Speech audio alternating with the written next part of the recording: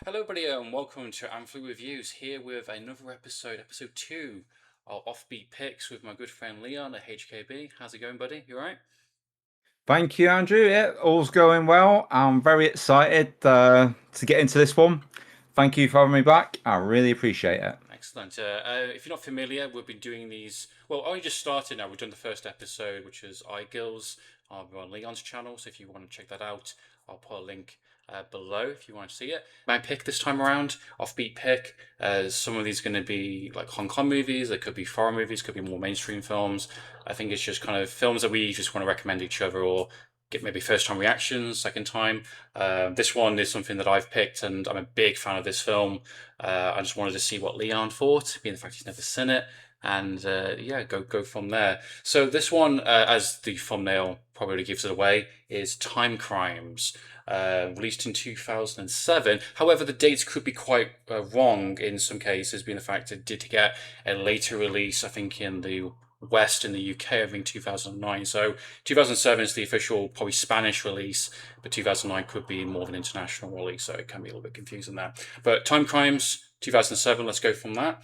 I do have the 4K edition from Vinegar Syndrome, which I'm a massive fan of this film, and I'm a big fan of the director. You know, he's done a small body of work. I'll get into my opinions first, and then we can get into Leon's, see what he thinks. He might completely disagree with me on this, but we'll get into the nitty gritty of it, and then we'll talk spoilers, and we'll let you know in case you guys haven't seen it. It is available on Amazon UK right now if you want to check it out for yourself for free. But if you do curious about picking it up, you can get the Vinegar Syndrome 4K release. I initially had the UK DVD quite some time ago. There was an umbrella release, I think I had last year, which is just basically like an upscale kind of DVD Blu-ray, which has some new extras, but it was kind of a bare bones release. But at least it was on Blu-ray. And then Vinegar Syndrome, bless them, came out of nowhere. Brand new 4K restoration, new Dolby mix, which is great, with packed full of special features. So this is a really awesome edition. Not to plug it too much, but I just love it for a film that you love. You just want to show it off, don't you? And I think it really sells the film on there. So yeah, definitely worth considering if you're interested in picking it up. And to kind of kick things off, I think I'll start with my opinion of it, being the fact I'm recommending it. A quote from the actual booklet on here, which I think is quite accurate.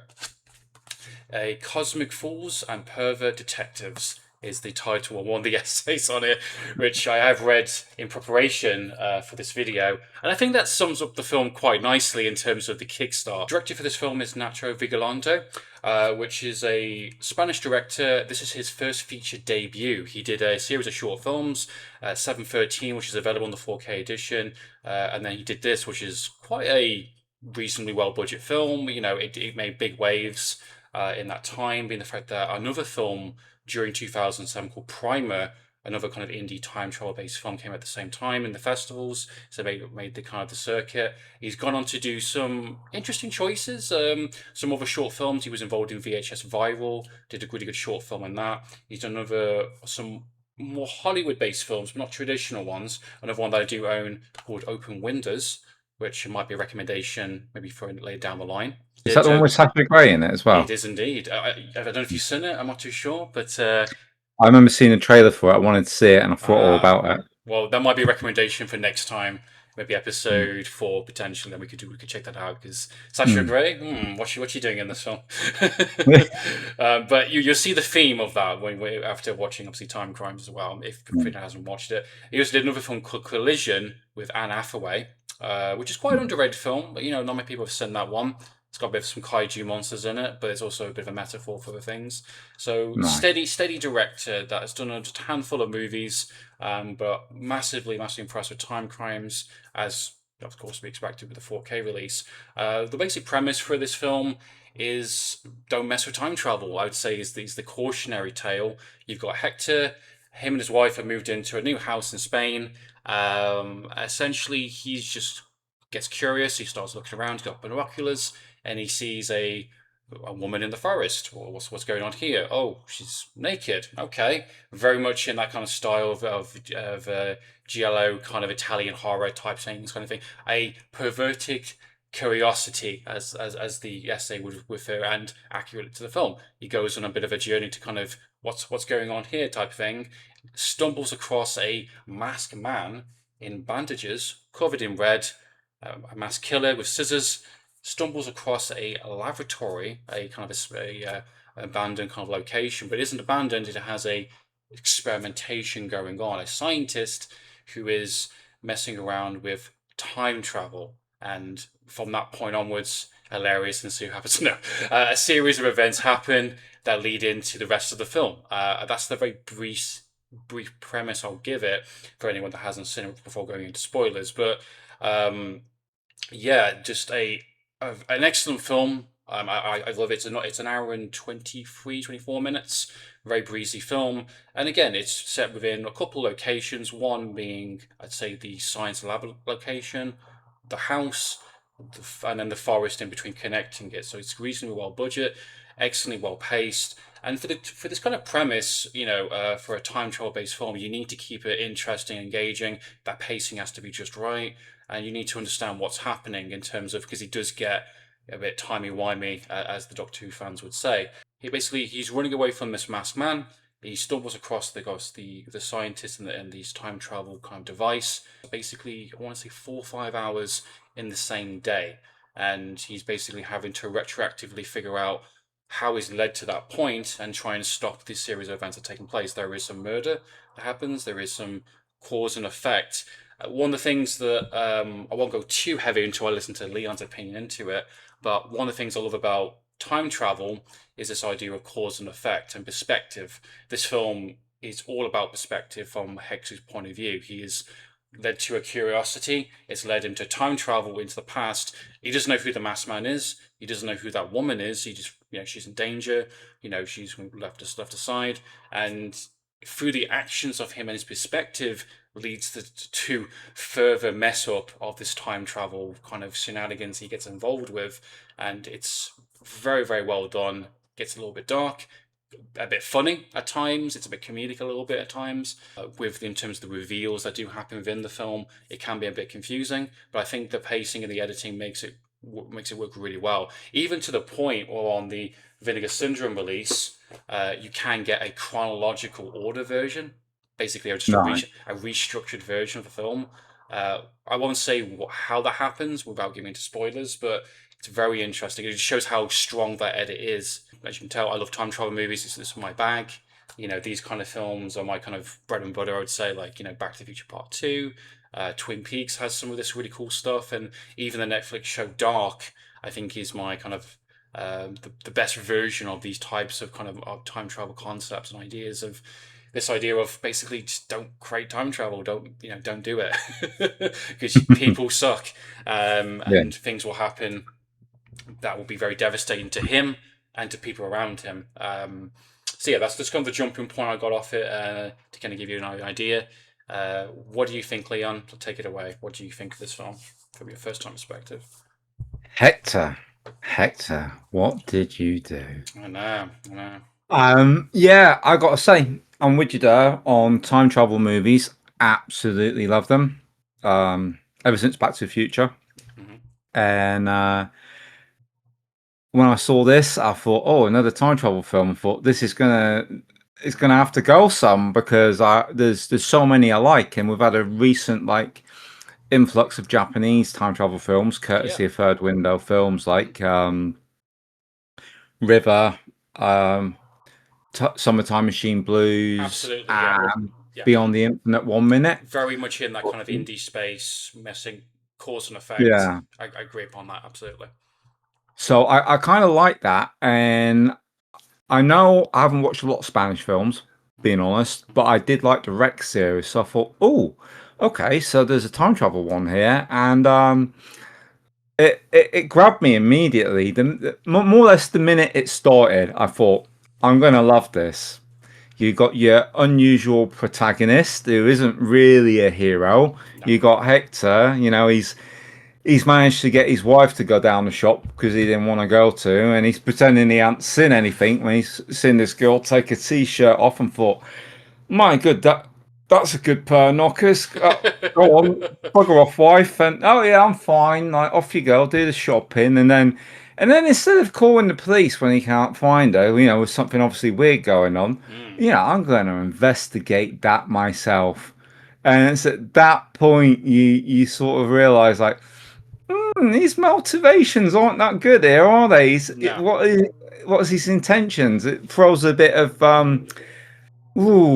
ambiguity to his Yes. character, and Yeah. I kind of like that because I didn't know where it was going to go with it at that point, and yeah, I was enthralled, and it had like elements of sci-fi, elements of horror, Mm-hmm. and great moments of comedy, Mm. and I think that's like a perfect blend for a time travel film. And I'm just so glad that you introduced me to this one. Mm. And I did like the performances of the key players. I'm really there was only like four, wasn't there? Yeah. You had Hector's wife, Yeah. who I thought was okay for her part. Yeah. Just a minor The role. guy, in, yeah, the guy in the lab, and Funny enough, though, the guy in the lab is the director of the film. is it? Yeah, he's the Oh director. yeah, yeah, yeah. Well, he was good. Yeah, he was good, and I felt for him as well with his predicament. And yeah, and the girl who was very much the eye candy in this, and but she was very good. She had a part to do, and she did it really, really Yeah. well. But for me, Hector, yeah, he really drew me in, and a lot of people would see him and not immediately think, oh, there's a strong lead for a film.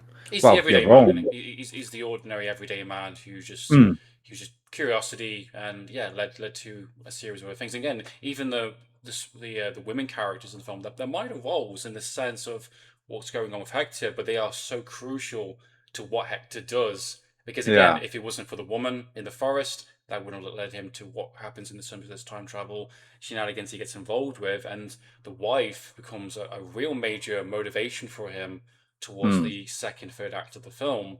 And mm. again, it's interesting to see his kind of like where his mind goes. Again, a very stubborn man, just from what I can gather. Yeah. Someone probably likes to get his own way, and without going into spoilers too much yet, it definitely becomes a bit of he's his own worst enemy. Is the best way of Mm, kind of saying that. mm. Even though weirdly enough, though, he does listen to like the scientist. There's when he gets in that kind of tower initially. When he's running away from the guy in the mass bandage. He's like, "Oh, just trust me, get into this tank." Because like, I'm going to activate it. Don't question it. I'm just going to activate all these buttons, and I'll get in after you. Yeah. It's okay. It's all right. It's like weirdly enough, just trust him. I guess it's It's him the or the mastermind perfect place outside. to hide. Trust me, it's all good. It's all good. Yeah. Mm, I do really like that first initial kind of chain of events that do take place because it is again we don't know what his intention is. Obviously, he got curious. He should have called the police. That would have been the logical step. mm, But yeah, and obviously being chased by this masked man, and you just don't know what the circumstances is. And then I like how again, as we talked about, this idea of perspective. It's all from the perspective of this Hector. We realize there is there's Hector 1, there's a Hector 2. The events that are taking place a couple of hours are still happening, and he has to figure out basically what to do. And again, the scientist guy tells him and lays it out flat: do nothing. If you do nothing, if you don't make that phone call, if you don't do all these things, nothing will happen. There's a bed upstairs. Go wait it out. Let the chain of events take place. But again, he's arrogant. He doesn't fully understand the situation, I guess, to the full extent, and it makes the situation worse. And I think even himself, he does realize what's happening, but I think mm, he's too deep into it that he can't really stop. And then that becomes a primary or even stronger motivator for him when something happens involving a murder or an accidental mm, kind of accident has happened within the kind mm, of the second third act of the film. And again, I think just like again, there's a little bit of reveals just slowly, like again um, when he goes into the street, there's like a dump bin or something that's been knocked over. yeah. Minor details, just a phone call we had at the start of the film. You don't realize that until later on when he makes that phone call, Mm, calls himself. Again, chain of cause and effect, chain of events that take place. And yeah, I think it's there's a lot to like. If you like mm, your sort of sleazier kind of just slot opening giallo based kind of movies, which the director admittedly has talked about that was his influence. That was he loves those types of Italian films. He loves sci-fi movies, horror movies, challenging the audience a little bit as well. So, as you said, and as myself, a little bit of a giallo, Italian horror, as some straight up kind of serial killer esque kind of mask kind of character, which has a great image. I love the trench coat, love the mask, and the Yeah, it scissors. kind of reminded me of the Uh, town that dreaded sundown. yeah, That's yeah, yeah, yeah. Exactly. A bit of a throwback to those types of films, and then just a heightened concept, which again I think is quite well retained. And again, the time travel films for me, I think are so interesting. This idea of a scientist, because he says in the film like this thing's meant to be activated 6 months from now, but he wanted to get ahead. That's why he's the only one there. He's been kind of messing around with it. He wanted to turn it mm, on.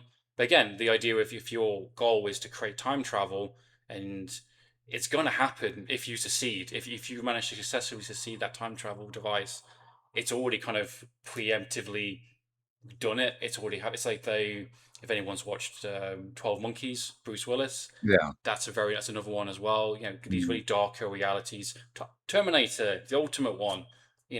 Cause and effect. It's you're trying to stop Judgment Day. It's going to be inevitable. Judgment Day is inevitable, and the ones you talked about there in terms of River.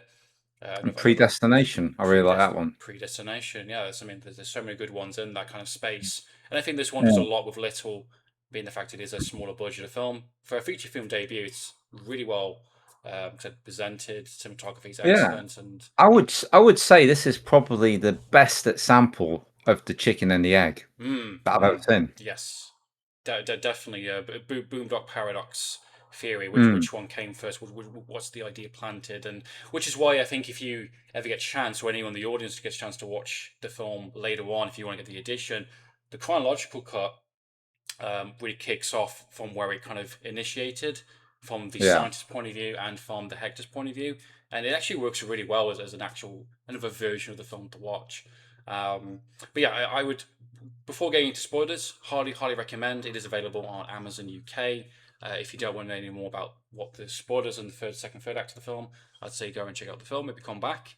Is there anything you want to add on pre-spoilers before I dive into that? Oh no, I'm happy to get into the spoilers. Right. Okay. So spoiler warning there. So yeah, Hector, man, what a douchebag, man. What a He's a dick. my God. And the fact, to get into spoilers now, the third act of the film is where it starts to get a bit darker. We realise there are three Hectors. There has been a third Hector this entire time, predating 30-40 seconds before the first Hector went into the time travel device. Again, massive perspective, and I like the fact that the Hector 3 is in essentially the aftermath of what's happening with Hector 2. His wife has had an accident. His wife has gone over this. I want to say over the I want to say out the window or outside basically the Yeah. roofing area, and Mm, basically twisted her neck and died accidentally, mm, caused by this kind of shuffle and shake around in the house. He is devastated. He is very in a really bad place, and he needs to figure out a way to stop this happening. And yeah, he kind of Armstrongs a little bit of the scientist, says I need to go back. Um, I need to stop myself, Hector 1 and 2, but some things need to play out still for me to get to this yeah. point. And I really like this confrontation, but you find out that Hector 3 has been around this entire time from the very beginning. He needs to allow Hector 1 and 2 to continue, but the actions he causes leads into the first two versions of himself. He even acknowledged the fact that himself won't listen to himself, or he won't listen to reason, essentially. And again, leads into him being the creator of essentially this innocent woman that stops and helps a guy that's had a car accident and causes her death. Yeah, selfishly, unbelievably selfishly. And he Mm, realizes this in a kind of a light bulb moment. Oh my God, I saw my wife die, but was it actually my wife? Could I change that perspective, that kind of mm, viewpoint? And puts the coat on her, cuts her hair, says go upstairs. He knows full well once she goes upstairs, she's going to die. And then mm. again, it's a very dark ending where he just takes his wife, goes on these kind of little chairs, and says, let the rest play out. You got to let Yeah. it all play out. We're just going to sit here until the rain happens, until the police come. We're all good. We're all good. And it's Morally reprehensible. oof, all down to pervert curiosity. That's I know. That's just teaching us all a lesson, isn't it? you might have that pervy urge, but just don't follow it through. Just don't do it. It's It not might worth it. lead you to a scientific lab with time travel if you're not careful. Yeah. Yeah. Do you know when I first cottoned on? Okay. Go on. And this might shock you, but I promise you it's the truth. Okay. It was the very first time when he turns round like that, Yeah. and I said to Shaz, "Oh shit!" I said, "That's going to be him." Yeah. I said, "It's going to be him from The the binoculars. future." Yeah. Yeah. And she was like, "Nah." And then that bit where he's trying to find where he did it in the woods because he's not Yeah. slightly where he's He positioned. does it a couple of Oh, times. He knows he's seen it. It's like, okay, fuck. yeah, I need to find. He's yeah, just hoping that he gets a reaction out of his previous version. yeah. I like that. He's having to try to Like, backstep dev- himself and like, devil's in the details, isn't it? And yeah. it so plays to that, and that's its strength. It's just so good at hitting those details and the spots. He's set down all the markers for himself, and then he's got to follow it through. Yeah. And how the director kept all that, within his field of vision, unraveling it, Oh yeah, brilliant. clearly had like he must have had like a giant like storyboard. But again, it's Yeah, interesting. Even Hector's reaction and like when he realizes, oh shit, he's the masked man in this chasing him because he starts to kind of clean his face and he starts to embrace it a little bit. He kind of realizes, oh, maybe I need to start doing this and becoming the person that's been chasing me, and he has to threaten this yeah, woman with the scissors and get her just right to kind of lead himself because again he knows if he doesn't entice himself, you know. And it's interesting as well because obviously he gets this is how time travel the discussions can happen. You can wrap your brain around. Obviously, he sees a woman in the forest get nude. He has to mm, tell the woman to do that to preemptively tell Hector one to come and investigate because he knows himself. It's so like it's interesting yeah. how one leads into the other. You know, Well, because it also speaks about his character there as it well, doesn't does, it? it Because does, yeah, he's seen her topless, yeah. yeah, and he knows that him, whichever Hector it is going to come up to have a look. But when he arrives there, she's not just topless; she's completely naked, laid Yeah, and he against has to the. go. He goes that extra step. And that's even more Yeah, so he weirder. takes her clothes off, Yeah, and like you don't need to do that. take your What are you clothes doing? off, pretend to be sort of deadish, don't move, and no wonder she Yeah, freaks and fucking runs off. And then it's so bizarre his actions and justification on that. And then obviously him becoming this having mask. seen it. Yeah, Vicinity, Yeah, yeah. Then him becoming this kind of masked character, and then even Hector 3 going, okay, I need to get the van and stop my Hector 2 and try and run him over. But it doesn't work out. He runs himself over in the end. He's not very good at this. Clearly, he's not. yeah, He's not very smart. Obviously, clearly from the yeah. actions take place, but yeah, very dark character, very morally grey. Ending, again, just everything it all kind of concludes in a really dark kind of incident with an innocent woman dying just down to helping a person in a I car know. accident. Such a shame for her. Yeah, But you got the darkness and you got the humor, aren't you? yeah. The one of the bits that made me laugh the most was when he's got his bandage on and he's going up to the lab to look in on himself on the lab, and he pops his head up, which is a scary scene earlier, Spooks but himself. a Yeah, yeah. completely comical scene when you see it from the reverse angle and you hear the wah. That's the the context is key, yeah, and it makes for a very rewarding second, third, fourth viewing. Any kind of like really good time travel films, you know, kind of allow that. You can see the humor a bit more. You can see how things are led to the other, and it's a very well made film, which is something that he likes to play with. I think he's definitely his inspiration, as talked about, is Italian horrors. He's it's a little bit of Hitchcock, Rear Window in there a little bit as well. Mm, I yeah. would say a good one of the good references that I actually did really like in the essay that I read, which I thought was quite bang on. Which again, funny enough, talk about Hitchcock, Rear Window, something like Body Double. David, Oh, I like that one. Yeah, yeah, that's brilliant. Brian De Palma, isn't it? I love Brian De Palma films. Yeah, Again, me this too. idea of perspective. Again, Mm, a down on his luck actor gets, hey, can you go out look after my apartment? Check out, there's a yeah, beautiful woman across the road. Don't be looking at it, but there's a binoculars there. There's some if you want to perv in again, pervy.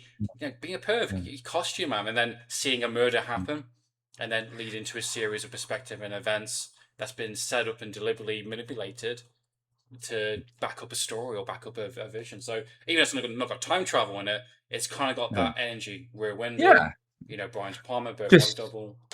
You know. Just to be clear here, everybody, me and Andrew don't purposely watch films about No. perverts with perverted intentions. It's just good cinema. Yeah, it makes for challenging cinema, and Mm. again, if you can do it well, and if you can justify it, and if you can, tell an interesting, a good story, then Mm. yeah, I mean, It's edgy, and edgy, it's that's what makes it cool. something out of the norm. Again, Alfred Hitchcock, Psycho. I mean, come on. Mm. I mean, it's just Yeah, look at his Back to the 50s. It's not a new thing. It's just how you tell it, how you yeah. present this information. What are your intentions and doing it? That's something that I'm exploring, even on my channel, which will be coming out for the Jackie Chan movies. Is like the Japanese cinema. Diving a lot more into the kind of the pinky violent genre. I've done some pink genre-based films, Japanese cinema. Last resort. I just want to say that this is a prime example of why I was so thrilled and chuffed to do this series of videos that we're doing, because I know your sort of background with film, and I knew that you would bring me stuff that I might not have ventured to, and that I'd be appreciative of it. And yeah, it's a real thrill and a real joy to be introduced to something like this. I'll be looking for that Vinegar Syndrome. I hope it's still available. I hope it's not one of the ones that sold out. At the very least, I think it'll be a standard version. I don't know about the packaging and all that. I don't know how Yeah. popular this film is, if I'm being completely honest. It's Mm, very hard to say, but I nabbed it straight away when it went on pre-order a little bit of time yeah. ago. So I think it's I'll have a available. look on the next sale, like, because Yes. I do order from Vinegar Syndrome Yeah. quite a bit. More But sales. yeah, to everybody out there, listen to this guy. He knows his stuff, and you'll get some great entertainment, just as I have. And yeah, thank you for introducing us to that one, Andrew. Absolutely a banger. Really loved it, and you've set that bar high for next time. No, whatever. I mean, some of these films will be recommendations, like ones that I really enjoy. Some can be just first time watches, whether it's on streaming. Some can Mm. be some are gambles. Like we could find one where we Yeah. both really don't like, or maybe you love it and I hate it. It's a complete Yeah, that would be interesting. it's a That'd bit be of a fun spin. as well when we get to that. Hmm. And maybe some of the viewers they could drop something to recommend to both of us. Recommendations, yeah, yeah. That would be cool. Yeah, Yeah, absolutely. that would be Yeah. cool. So yeah, I definitely would say recommend checking this one out. This will be up on my channel very soon. But episode 1 is on Leon's channel, so go and check that out. And yeah, any recommendations, come down below. So yeah, well, I've been Andrew from Amphlett Reviews. Please go and check out Leon HKB. Really glad to do Thank this you, guys. episode 2, and yeah, I'll see you guys on episode 3 very soon. Bye for now, guys.